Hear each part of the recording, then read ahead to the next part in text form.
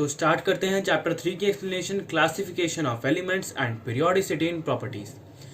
तो at present हमें पता है कि अबाउट 118 एलिमेंट्स हम जानते हैं, जिसमें से कि 98 आपके नेचुरल हैं और बाकी आपके मैन मेड हैं, ऐसा भी हम बोल सकते हैं।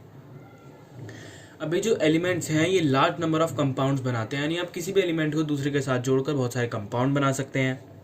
अब इन एलिमेंट्स की सिस्टमैटिक स्टडी और उनके कंपाउंड की स्टडी तभी पॉसिबल है अगर हम इन एलिमेंट्स को अरेंज करें एक ऐसे फैशन में या एक ऐसे अरेंजमेंट में कि ये एक दूसरी प्रॉपर्टी से क्लोजली रिलेटेड हो और स्टडी को सिंपल कर दें। यानी कि हम बात कर रहे हैं इनके अरेंजमेंट या एक टेबल की, जिसमें हम इन सारे एलिमेंट्स को अरेंज करें और जिसमें ये जो एक जैसे एलिमेंट्स हैं जिनकी प्रॉपर्टी सेम है वो एक ही साथ रहें, एक स्लॉट में रहें, जिससे हम एक बार में सबके प्रॉपर्टीज स्टडी कर सकें और हमारी स्टडी सिंपलर हो जाए। तो इसीलिए ही हम मॉडर्न पीरियोडिक टेबल बनाते हैं, या हमने पढ़ा है कि इसलिए ही बनाया गया था जिससे हम सारे एलिमेंट्स को स्टडी कर सकें। अब अगर आप 180 एलिमेंट्स ऐसे लिखेंगे 1 2 3 4 और 118 तक, तो हर एक एलिमेंट की स्टडी करने में कितना टाइम लगेगा। तो उसी को ईजी बनाने के लिए क्लासिफिकेशन किया गया है एलिमेंट्स का।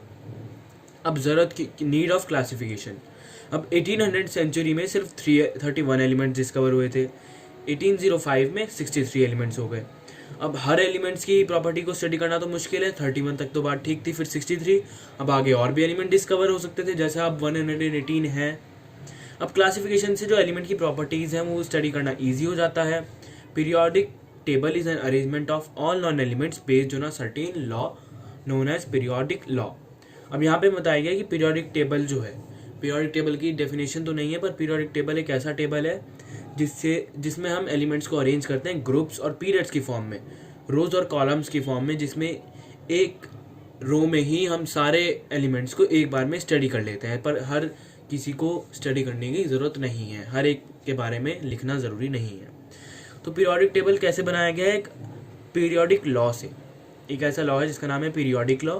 एक इस तरीके से कि एलिमेंट जिनकी सिमिलर प्रॉपर्टीज़ हैं वे सेम वर्टिकल कॉलम, जिन्हें हम ग्रुप बोलते हैं, उसमें है। हम जानते हैं कि जो एलिमेंट्स एक ही ग्रुप के होते हैं उनकी प्रॉपर्टीज़, वैलेंसी सब सेम होती हैं। तो वर्टिकल कॉलम जो होते हैं उन्हें हम ग्रुप कहते हैं। उन्हीं में ही सारे एलिमेंट्स जिनकी प्रॉपर्टीज सेम है वो एक साथ रहते हैं, और ये किस पे बेस्ड है? पीरियोडिक लॉ पे। मॉडर्न पीरियोडिक लॉ ये कहता है कि एलिमेंट्स की जो प्रॉपर्टीज़ है वो पीरियोडिक फंक्शन है उनके एटॉमिक नंबर का। The physical and chemical properties of elements are the periodic function of their atomic number। ये मॉडर्न पीरियोडिक लॉ कहता है, उसी पे हमने बनाया पीरियोडिक टेबल। अब सबसे पहले साइंटिस्ट जिन्होंने अटेम्प्ट किया था एलिमेंट्स को अरेंज करने का, डोबरिनर, इनका नाम है डोबरिनर, और इन्होंने बनाए थे ट्रायड्स यानी 3 का ग्रुप। अब जर्मन साइंटिस्ट डोबरिनर ने 1817 में एलिमेंट्स को अरेंज किया था ग्रुप में, जिन्हें हम बोलते हैं ट्रायड, इस तरीके से कि जो मिडल एलिमेंट है उसका एटॉमिक मास बाकी 2 के एटॉमिक मास के एवरेज के इक्वल हो। अब ये जो 3 एलिमेंट्स हैं इनकी सिमिलर प्रॉपर्टीज भी थी एक ट्रायड में, तो इनको मैं ट्रायड के थ्रू एक्सप्लेन करूंगा, ज़्यादा इजी रहेगा हमारे लिए। अब ABC, अगर हम एग्जाम्पल के तौर पर यहाँ पर क्या लिया गया है, A, B और C। तो ABC का अगर हम ट्रायड मान लें तो एटॉमिक वेट जो होगा B का, वो atomic weight of A plus atomic weight of C upon 2, यानी एवरेज के इक्वल। अब एग्जाम्पल 3 ही ट्रायड बनाए थे, तो 3 ही एग्जाम्पल हमने ले लिए, लिथियम, सोडियम, अब 7, 23, 39, अब दोनों का हम प्लस कर लें, 7 + 39 अपॉन 2, 46 अपॉन 2, 23। यहाँ पर देखें तो 88.5 और 81.25, जो कि 88 से थोड़ा सा ज़्यादा है और 80 से ये थोड़ा सा ज़्यादा है। तो इसके आगे ट्रायड क्यों नहीं बना पाया था, ये हमने पहले पढ़ा है, अब भी पढ़ लेते हैं कि इसके बाद इनका जो डिफरेंस है वो हद से ज़्यादा बढ़ने लगा था। अब जैसे यहाँ 23, यहाँ 0.5, यहाँ 1.25 बढ़ गया, अब इससे आगे फिर 5B, 10B, तो ऐसे बढ़ने से फिर सारा ट्रायड ही खराब हो जाते। तो 3 ही ट्रायड बना पाया था वो जिनमें इतना सा डिफरेंस था। इनके ना ये बहुत ईजी है याद करना। अगर हम बात करें डोबरिनर ट्रायड की, कि हम इन सब के नाम ईजिली याद कर सकते हैं, और एग्जाम में अगर कहीं भी डोबरिनर ट्रायड लिखने को आए तो हम ये तीनों और ये तीनों सारे के साथ लिख सकते हैं, जिससे हमें पूरे मार्क्स मिलेंगे एग्जाम्पल के लिए। अब सक्सेस, यानी क्या आती है सक्सेस? फर्स्ट ऐसा पहली बार हुआ था कि किसी ने एलिमेंट्स को अरेंज किया था अकॉर्डिंग टू देयर प्रॉपर्टीज़, और ये जो properties of these element were same present in the same group, यानी कि जिन एलिमेंट की प्रॉपर्टीज सेम थी वे सेम ग्रुप में प्रेजेंट थे। अब डीमेरिट भी पढ़ना ज़रूरी है हमें। अब जो सारे नोन एलिमेंट्स थे वो इन ट्रायड में फिट नहीं कर सकते थे हम, जैसा मैंने बताया कि डिफरेंस जो था इसका ज़्यादा बढ़ने लगा, तो इसलिए सारे एलिमेंट फिट नहीं हो पा रहे थे, नहीं बन पा रहा था triad. In the same group sometimes laws was not obeyed. अब क्या था, किसी किसी ट्रायड में कि जो सेम ग्रुप के अंदर ही लॉ ओबे नहीं हो रहा था, जैसे कि यहाँ पे FCLBRI ये हमने ले लिया 1980 और इसका, तो इसमें 49.5 नॉट, अब एवरेज क्या आ रहा है 49.5, बट लेकिन क्लोरीन का एटॉमिक वेट क्या है 35.5, तो ये लॉ ओबे नहीं हुआ जैसे मैंने आपको बताया, तो इसीलिए ट्राइड आगे बनने ही बंद हो गए, उससे नहीं हुआ। म्यूजिक और केमिस्ट्री को कैसे उन्होंने नोट्स लिखे थे, ये तो हिंदी के नोट्स है सारेगामा पाधानी, पर लेकिन उन्हें इंग्लिश में लिखे थे जिसे हम डो रे मी और आगे भी हैं। तो जैसा कि म्यूजिक में होता है कि 7 स्वर जो होते हैं सा से लेकर नी तक, इसके बाद फिर सा आता है सा रे गामा पा धा नी सा, और फिर ऐसा चलता है। तो म्यूजिक में क्या होता है, हर 8वां जो स्वर होता है वो पहले वाले के सेम होता है, तो उसने सेम प्रॉपर्टी लगाई कि जो पहला होगा और जो वो 8वां ग्रुप बनेगा, पहले ग्रुप और 8वें ग्रुप की प्रॉपर्टी सेम होगी, उसने जस्ट म्यूजिक और केमिस्ट्री को एक कर दिया। जैसे हम सा रे गा मा पा धा नी, तो 8वां फिर यहाँ जाएगा, तो ये समझ लीजिए लिथियम के बाद जब सोडियम आया तो उसको यहाँ ग्रुप बनाने की बजाय हम यहाँ भी बना सकते हैं क्योंकि सा इक्वल है। तो ऐसे कर करके कैल्शियम तक यहाँ तक अरेंज हो गए, इनकी प्रॉपर्टी सेम, इनकी प्रॉपर्टी सेम, फिर ऐसे ऐसे करके प्रॉपर्टी सेम हो गई। म्यूजिक और केमिस्ट्री से थोड़ा सही हो गया, इन्होंने एलिमेंट्स को increasing order of atomic weight के अकॉर्डिंग, यानी कि जिन्होंने LiBe या फिर मैं कहूँ lithium, beryllium, boron, carbon, nitrogen, oxygen, fluorine, ये इन्होंने इंक्रीजिंग एटॉमिक वेट के अकॉर्डिंग लगा रखे हैं। अब नोबल गैसेस डिस्कवर्ड नहीं हुई थी इस टाइम पे, इसलिए नोबल गैसेस का कहीं जिक्र नहीं है इसमें। तो अब इसके डीमेरिट्स आगे पढ़ेंगे। अब जॉन A.R. न्यूलैंड जो थे वो इंग्लिश केमिस्ट थे, 1865 में उन्होंने एलिमेंट्स को इंक्रीजिंग एटॉमिक वेट्स के अकॉर्डिंग अरेंज किया था, और ये बोला था कि जो properties of every 8th element were similar to those of first one. The properties अगर हम यहाँ से लेकर यहाँ तक का पढ़ें तो इसी को हम बोलते हैं Newlands law of octaves. Octaves यानी 8, तो हर 8th एलिमेंट की प्रॉपर्टी फर्स्ट एलिमेंट की सेम थी, इसे हम कहते हैं न्यूलैंड्स लॉ ऑफ ऑक्टेव्स। अब सक्सेस क्या है, पीरियोडिसिटी। पीरियोडिसिटी ग्रेजुअल ट्रेंड होता है प्रॉपर्टीज का after a regular interval of time, यानी कि उनके टेबल में पीरियोडिसिटी थी कि एक ऐसा ट्रेंड तो था उसमें कि जो बार बार रिपीट हो रहा था और जो फिक्स था, चेंजेस नहीं आ रहे थे। तो क्या फिक्स था कि हर 8वां एलिमेंट पहले के सिंपल था, हर 8वां एलिमेंट पहले वाले के सेम प्रॉपर्टी वाला था, तो ये हो गई पीरियोडिसिटी, ये होती है फिक्स्ड। तो इसीलिए एक ही सक्सेस है इनकी। अब डीमेरिट्स कि जो लॉ ऑफ ऑक्टेव्स था वो हायर एटॉमिक वेट वाले एलिमेंट को नहीं सही कर पाया। कैल्शियम के बाद भी उस टाइम एलिमेंट डिस्कवर थे पर नहीं हो पाया क्योंकि कैल्शियम के बाद वो अलग होने लग गया था, और जो डिस्कवरी थी इनर्ट गैसेस की उसकी वजह से बहुत बड़ा सेटबैक था न्यूलैंड्स लॉ ऑफ ऑक्टेव्स के लिए, क्योंकि उनकी प्रॉपर्टी अलग थी और बाकी एलिमेंट से अलग थी, उस टाइम जानी भी नहीं जाती थी और वे लॉ ऑफ ऑक्टेव्स को ओबे ही नहीं करती थी। जैसे कि अब आप हीलियम ले लीजिए, तो हीलियम के बाद जो एलिमेंट आएगा 8वां वो जरूरी नहीं है वो हीलियम के सेम हो, फिर तो हीलियम के बाद घूम के फिर नियॉन और फिर आर्गन, जेनॉन, तो आगे आगे जाकर बहुत डिस्टेंस थी और 8 प्रॉपर्टी नहीं मैच कर रही थी, तो इसीलिए ये हो गया इनका बहुत बड़ा डीमेरिट। इनर्ट गैसेस की डिस्कवरी और साथ ही साथ हायर एलिमेंट्स को नहीं कर पाया Newlands law of Octave. Next है लोथर मेयर ग्राफ। अब लोथर मेयर एक जर्मन केमिस्ट थे जिन्होंने प्लॉट किया था ग्राफ एटॉमिक वेट और एटॉमिक वैल्यू के बीच में। एटॉमिक वैल्यू यानी कि atomic weight in solid state पर डेंसिटी, स्टेट अपॉन डेंसिटी। और उन्होंने ये देखा कि एलिमेंट जिनकी सिमिलर प्रॉपर्टीज हैं वो ग्राफ पर सिमिलर पोजीशन ऑक्यूपाई कर रहे हैं। तो यानी ये भी एक अटेम्प्ट था एलिमेंट्स को क्लासिफाई करने का। एक बार फिर बता दूं, एक जर्मन केमिस्ट थे जिन्होंने ग्राफ प्लॉट किया था एटॉमिक वॉल्यूम और एटॉमिक वेट के बीच में। एटॉमिक वॉल्यूम क्या होती है, atomic weight in solid state upon उसकी डेंसिटी। अब ये है लोथर मेयर ग्राफ। यहाँ पर है एटॉमिक वेट, यहाँ पर है एटॉमिक वॉल्यूम, ये x, ये y एक्सिस।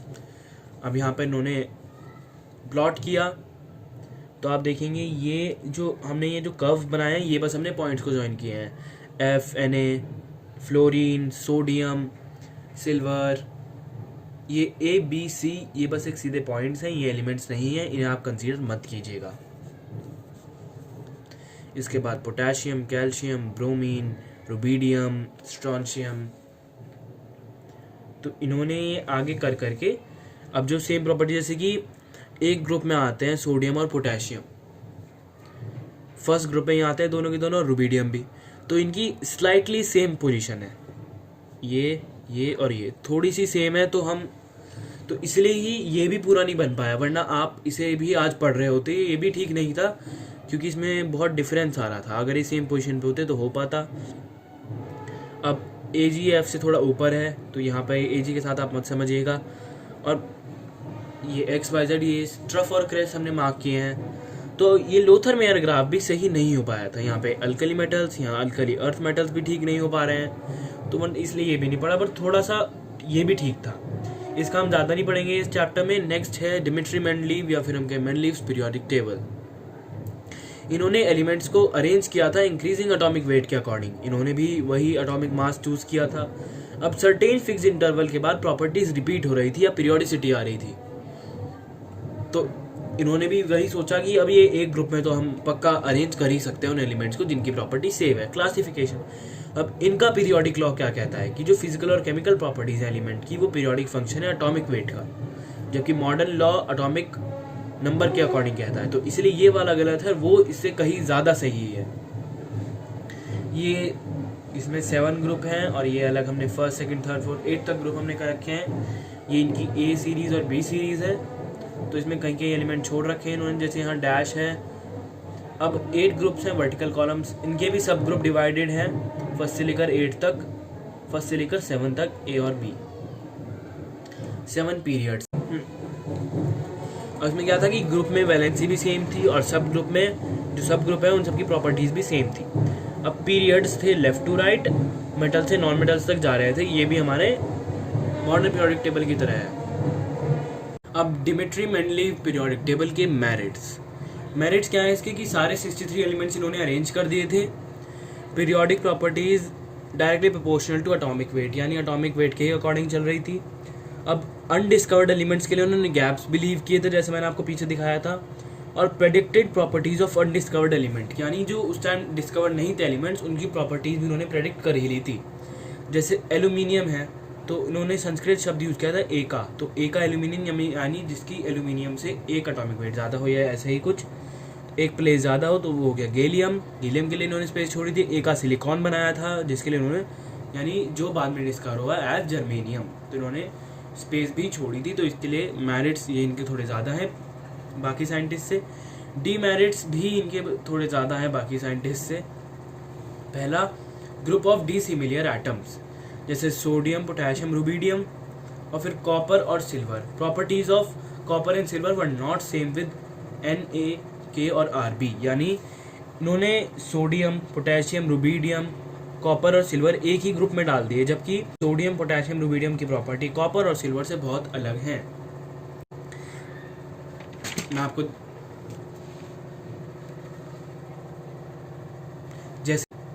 जैसे ये सोडियम, पोटेशियम, रुबीडियम और साथ ही साथ कॉपर और सिल्वर, इनकी प्रॉपर्टी सेम नहीं है। ये अलग पीरियड में आते हैं मॉडर्न पीरियोडिक टेबल में, पर फिर भी ये सेम में ही थे, तो ये इनका डीमेरिट है।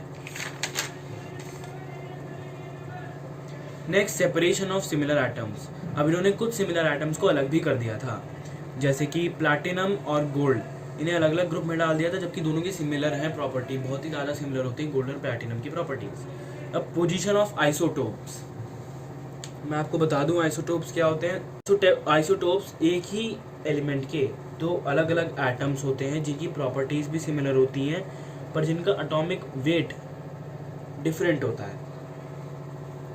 अब जैसे in Mendeleev's periodic table, isotopes of an element should be placed at different places due to atomic masses. अब इन्होंने जब एटॉमिक मास के अकॉर्डिंग रखा, अब आइसोटोप्स भी होते हैं, आइसोटोप्स के मास ओरिजिनल एलिमेंट से थोड़े अलग होते हैं, तो अब इनके लिए भी एक अलग प्लेस बनानी चाहिए थी। पर अगर इनके लिए अलग प्लेस बनती तो इनकी जो केमिकल प्रॉपर्टीज सेम है ओरिजिनल एलिमेंट से, वो कैसे होता। आप एग्जाम्पल के लिए ए ले लीजिए। अब ए का ही आइसोटोप है A डैश, ए तो हो गया फर्स्ट एलिमेंट में। अब इसको कहाँ रखें, इसको कौन से नंबर के ग्रुप में रखें? अगर हम इसे सेकंड में रखेंगे तो इन दोनों की केमिकल प्रॉपर्टीज तो सेम है, ऐसा नहीं हो सकता। बट अगर हम इन्हें एक साथ भी रखें तो इनके एटॉमिक मास भी डिफरेंट हैं, ऐसा भी नहीं हो सकता। तो सबसे बड़ा तो डिफेक्ट ये आ गया यहाँ पे। अब fourth, anomalous pair of elements, यानी इन्होंने कुछ एलिमेंट्स के पेयर अनोमलस यानी सही नहीं बनाए थे, जो कि अगर हम देखें तो अब वो पूरे गलत लगते हैं। अब जैसे कुछ पेयर ऑफ एलिमेंट जो थे मेंडलीव्स पीरियोडिक टेबल में, वो पीरियोडिक लॉ को वायोलेट कर रहे थे, पीरियोडिक लॉ यानी उन्हीं के लॉ को। अब एग्जांपल आर्गन 39.9, इसे इन्होंने प्लेस कर दिया था पोटेशियम से पहले 39.1। अब इसका मास ज़्यादा है, इसका कम है, तो इसे पहले आना चाहिए। तो इन्होंने अगर अकॉर्डिंगली प्लेस किया है पीरियोडिक लॉ के अकॉर्डिंग एटॉमिक मास के इंक्रीजिंग ऑर्डर में, तो वो गलत हो गया। सिमिलरली टेलूरियम और आयोडीन में भी इन्होंने यही किया, टेलूरियम ज़्यादा आयोडीन कम, पर इन्होंने आयोडीन को बाद में रखा, तो उन्हीं का पीरियोडिक लॉ यहाँ पे वायोलेट हो गया। तो इसीलिए ये इनका सब एक बहुत ही बड़ा डीमेरिट है। Fifth, dissimilar atoms placed in the same group. A and B subgroups of a particular group show quite different physical and chemical properties. जैसा मैंने आपको पीछे ही दिखाया और आपने खुद भी देखा कि एक ही ग्रुप में दो इन्होंने सब ग्रुप्स बनाए, A और B। अब A और B जो सब ग्रुप्स थे, देखा गया कि A और B सब ग्रुप के जो एलिमेंट्स हैं उनकी प्रॉपर्टीज फिजिकल भी और केमिकल भी डिफर कर रही थी, यानी दोनों अलग अलग थी, पर फिर भी वे सेम ग्रुप में थे। मैं आपको अभी टेबल दिखाता हूँ वापस। अब जैसे A और B सब ग्रुप हैं, तो यहाँ पर NaK और RbCuAg ये सेम उसमें रखा गया है, जबकि इनकी प्रॉपर्टी बिल्कुल अलग है। A और B कर करके इन्होंने थोड़ा सा अपना टेबल खुद ही खराब कर लिया। ये फर्स्ट की तरह सेम ही है, बस ये दो अलग अलग पॉइंट में डिवाइड कर दिया गया है, डीमेरिट। Next, eighth group. जो एट्थ ग्रुप है वो फुल ऑफ अनोमलीज, यानी उनमें बहुत सारी गलतियां हैं। Except osmium, no other element of this group shows the group valency, that is no other element is octavalent। यानी जो एट्थ ग्रुप है उसमें बहुत ही सारी एनोमलीज हैं, ऑस्मियम के अलावा कोई भी एलिमेंट ग्रुप वैलेंसी शो नहीं कर रहा है। मैं आपको टेबल दिखाता हूँ। At group 8। अब इसमें जो एलिमेंट्स हैं इनमें सिर्फ ऑस्मियम ही ग्रुप की वैलेंसी शो कर रहा, बाकी ये सारे एक दूसरे से अलग आ रहे हैं। तो ये भी एक बहुत बड़ी अनोमली हुई, जबकि ग्रुप में वैलेंसी सेम होना तो जरूरी है। पोजीशन ऑफ हाइड्रोजन, हाइड्रोजन की पोजीशन मॉडर्न पीरियोडिक टेबल हो या फिर मेंडलीव पीरियोडिक टेबल, सब में हमेशा एनोमलिक ही रहेगी। हाइड्रोजन एक यूनिक एलिमेंट है और इसकी जो प्रॉपर्टीज है वो फर्स्ट एक ग्रुप से मिलती है, एल्कली मेटल से, और साथ ही साथ 7a ग्रुप यानी हेलोजन से भी। मॉडर्न पीरियोडिक टेबल की बात करें तो एल्कली मेटल जिनकी वैलेंसी 1 है, और 8th ग्रुप जिनको 1 इलेक्ट्रॉन की जरूरत है स्टेबल होने के लिए, जैसे हेलोजेंस, दोनों से मिलती है, क्योंकि हाइड्रोजन के पास है ही एक इलेक्ट्रॉन, या तो वो दे दे पॉजिटिव चार्ज ले ले तो फर्स्ट ग्रुप में आ जाए, और या वो अपना एक इलेक्ट्रॉन ले ले और फिर वो हेलोजन ग्रुप में आ जाए, क्योंकि वे हमेशा नेगेटिव वैलेंसी के होते हैं। तो अब therefore it should have been placed in both first A group and 7th group in Mendeleev's periodic table. It has actually been placed in first group in his periodic table, यानी ये दोनों group में place करना चाहिए था बस, जबकि उनके में ये सिर्फ फर्स्ट ए ग्रुप में प्रेजेंट है। इसको आप as a anomaly of modern periodic table भी पढ़ सकते हैं, क्योंकि हाइड्रोजन की जो पोजीशन है वो दोनों में ही गलत है। अब नेक्स्ट आता है मॉडर्न पीरियोडिक टेबल। अब यहाँ पर हमने स्टार्टिंग का इंट्रोडक्शन पढ़ लिया, तीनों तरीके के टेबल पढ़ लिए, तो इस वीडियो में हम इतना ही पढ़ेंगे। इसके आगे का टॉपिक मॉडर्न पीरियोडिक टेबल और बाकी टॉपिक जो मैंने आपको इस वीडियो के स्टार्टिंग में एक्सप्लेन कर दिए कि क्या क्या आएंगे, वे हम पढ़ेंगे इसके पार्ट 2 में। Thanks for watching. And if you learned something from this video, consider subscribing.